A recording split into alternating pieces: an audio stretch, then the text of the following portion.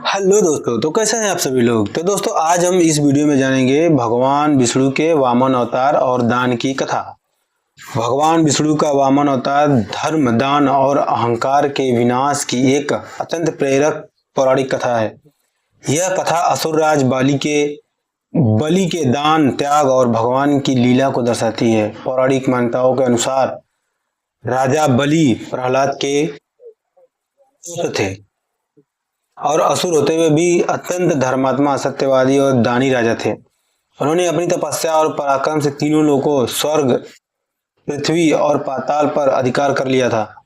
इससे देवताओं का राज्य छिन गया और वे भयभीत हो गए और भगवान विष्णु के शरण में गए।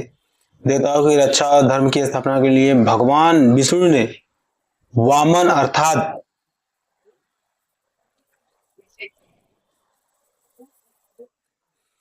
एक बौने यानी एक छोटे ब्राह्मण बालक का रूप धारण किया।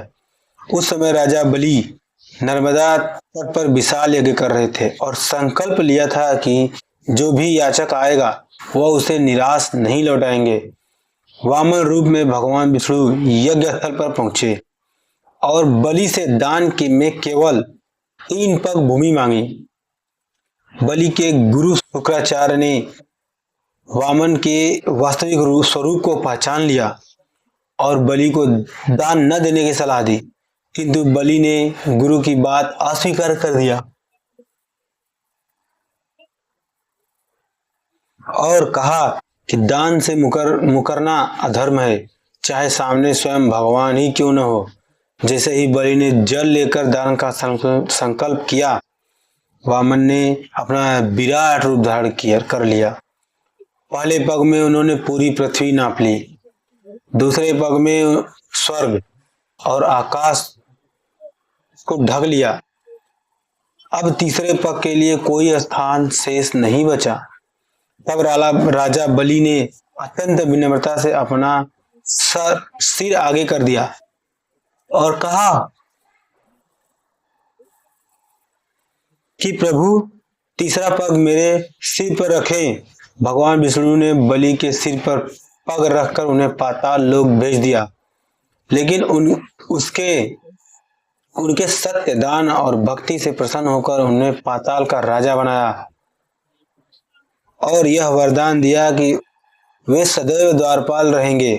साथ ही भगवान ने यह भी वचन दिया कि वे प्रत्येक वर्ष बलि से मिलने अवश्य आएंगे, जिसकी स्मृति में ओणम पर्व मनाया जाएगा।